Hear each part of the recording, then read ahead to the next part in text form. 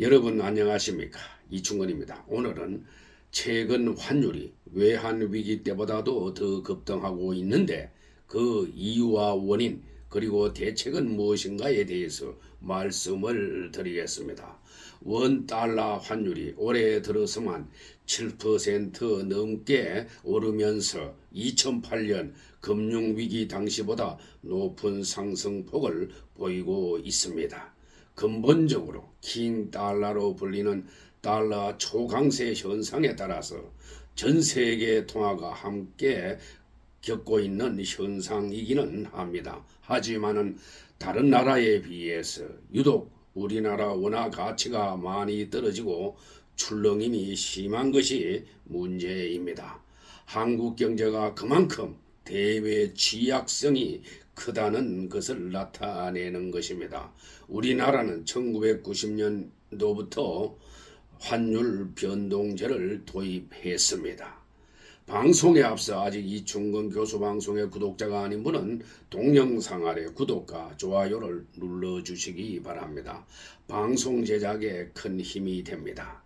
최근 원달러 환율이 상승하는 이유는 러시아와 우크라이나 전쟁, 이스라엘과 가자 지구 분쟁, 이스라엘과 이란과의 충돌 등으로 에너지 가격과 물가가 급등하는 등 세계 경제의 불확실성이 높아지는 가운데 미국 중앙은행인 연방준비제도가 치솟는 물가를 안정시키기 위해서 긴축통화 정책을 계속 추진해 와서 고금리를 유지하고 있기 때문입니다.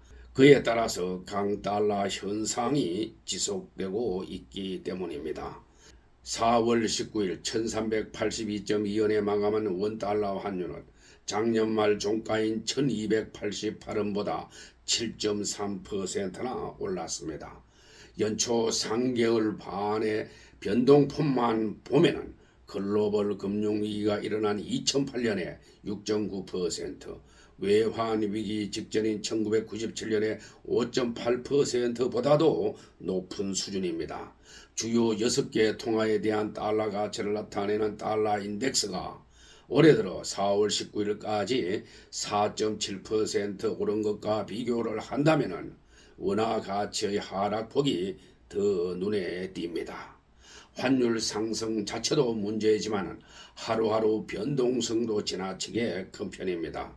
종가 기준으로 10원 이상 요동친 날이 지난달 이후 8일이나 됩니다. 예전 같으면 외환당국이 당장 구두 개업에 나서야 할 상황이 일상화되고 있는 것입니다. 특히 지난주에는 환율이 내내 롤러코스터를 탔습니다. 4월 16일에 역대 네 번째로 장중 1,400원을 찍었던 환율은 한미일 재무장관까지 구두 개입에 나서며 4월 18일 1,370원대로 내려앉았습니다. 하지만은 4월 19일 이스라엘의 이란 공격 소식에 다시 장중 1,390원대로 치솟는 등 급등락을 거듭했습니다. 그리고 4월 29일 환율 시초가가 1,379원입니다. 세계 각국이 미국 달러화에 신경을 쓰는 것은 미국 달러화가 세계의 기축통화이기 때문입니다. 기축통화는 세계 여러 나라가 물건을 사고 팔 때나 금융거래를 할 때 기본이 되는 화폐입니다. 국제거래에서 보편적으로 쓰이는 기축통화로 결제하면은 그만큼 편리하기 때문이죠.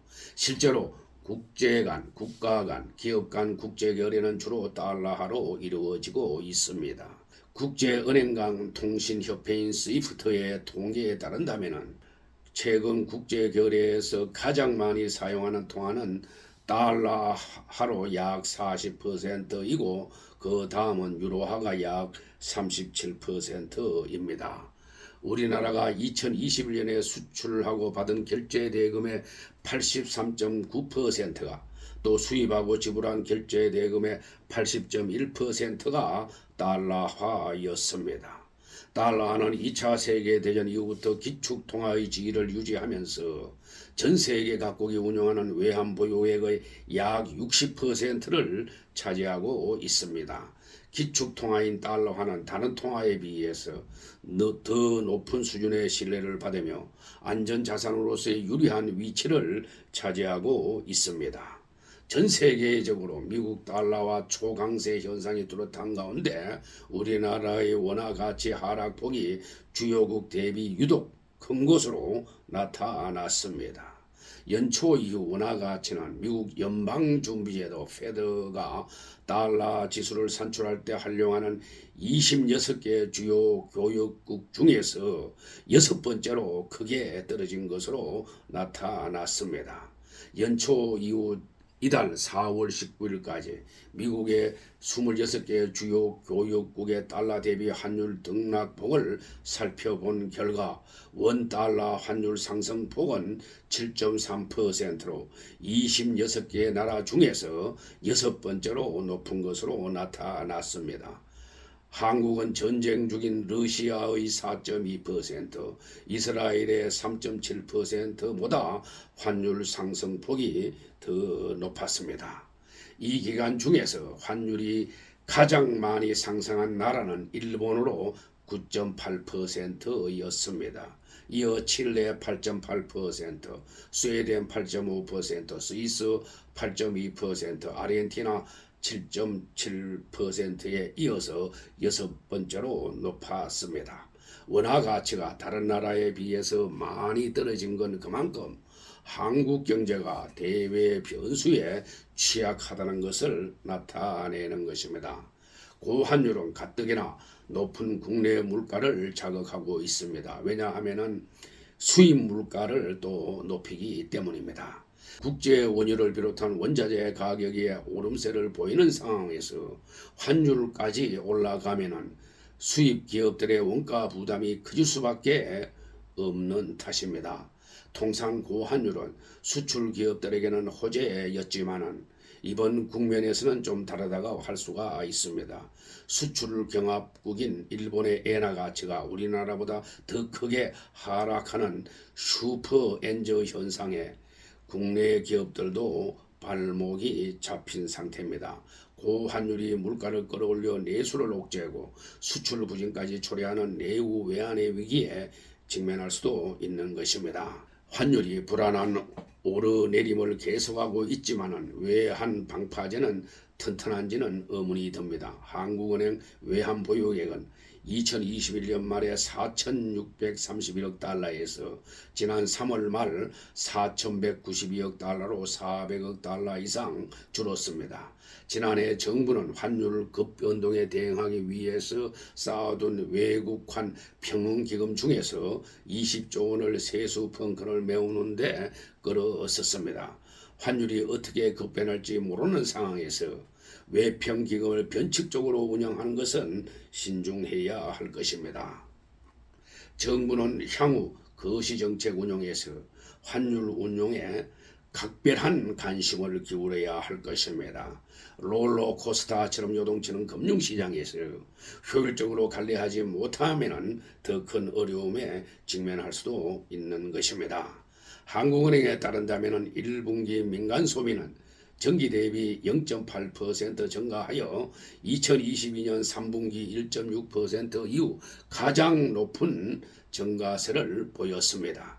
그동안 한국 경제 성장의 발목을 잡아온 내수가 좋게 나오기는 했지만은 기저효과에 기인한 측면이 있기 때문에 민간 소비 회복이 지속 가능할지 여부는 불확실하다고 하겠습니다. 그렇다고 해서 민주당이 주장하는 것처럼 1인당 25만 원의 민생회복지원금을 지급하기 위해서 15조 원 규모의 추경을 편성하는 것도 요건에 맞지 않을 뿐더러 민간 소비의 지속성을 담보하지도 못할 것입니다. 경기 상황에 따라서 탄력적인 재정 운영이 필요하기는 하지만 코로나19 시대도 아닌데도 철진한 현금 살포는 구축 효과는 물론이고 추경 편성 만성화로 오히려 경제 체질을 허약하게 만들 가능성이 큽니다. 민주당은 문정부 5년간 국가 채무 D환을 400조 원 이상이나 증가시켜 미래 세대에게 큰 부담을 안겨주었습니다. 한번 증가한 국가 채무는 계속성을 보여서 올해도 국가 채무는 크게 증가해서 작년 말 기준 국가 채무 D환은 1127조 원을 돌파하여 GDP 대비 50.4%에 달하고 있습니다. 박근혜 정부 이전에는 40% 미만이었습니다. 이를 보다 강의의 개념인 일반 정부 부채, 즉 D2, 공공부문부채 D3를 본다면 훨씬 더 높은 수준을 나타내는 것입니다. 국제 비교로 사용되는 지표는 국가부채 D2, 즉 일반 정부 부채입니다. 일반 정부 부채는 국가 채무에다가 비영리 공공기관 부채를 포함하는 것입니다. 민주당도 국민들의 인기를 얻기 위한 포퓰리즘 정책을 표기하고 국가 장래를 생각하기를 바랍니다. 그렇게 주고 싶다면 국가 재정으로 주지 말고 당신들이 국가로부터 세비를 전략하여 주기를 바랍니다. 지금 증가하는 국가 채무는 약 30년 후에는 다 갚아줘야 할 국가 부채이기 때문입니다. 지금 우리에게 필요한 것은 대중 처방이 아니라 구조적 문제를 해결하기 위한 정책 조합이 필요합니다. 내수 진작을 위한 경기 부양과 안정적 물가 관리, 두 마리 토끼를 다 잡기 위한 묘안이 필요합니다. 그러나 상고 현상과 맞물려 있는 두 가지 목표를 동시에 달성하는 것은 현실적으로 매우 어렵다고 하겠습니다. 경기 부양을 위해서는 기준금리를 낮추어야 하지만 미국보다 2%포인트나 낮은 기준금리를 미국보다 선진적으로 낮출 경우에 달러 자산 유출과 원화 약세 심화의 가능성이 큽니다. 원화 약세가 수출 가격 경쟁을 높이는 효과가 있지만은 그보다는 수입 물가 상승으로 건설 자재를 포함한 생필품 가격을 올려서 오히려 민생을 더 어렵게 만들 수도 있습니다. 이렇게 어려운 경제 환경 하에서 정책 당국이 취할 정책은 많지 않습니다. 그 해답은 끊임없는 구조개혁을 실시하여 기업하기 좋은 환경을 만들어 기업들의 국제 경쟁력을 강화하고 안정적인 물가 관리와 환율 관리, 내수 진작 정책을 효율적으로 추진해야 하는 것입니다. 이와 더불어 국제금융시장 동향에 대한 모니터링을 보다 강화하고 적절한 시기에 시장 개입도 할 필요가 있다고 보여집니다. 오늘 방송은 여기서 마치겠습니다. 제 영상을 끝까지 시청해 주신 여러분들께 감사의 말씀을 드립니다.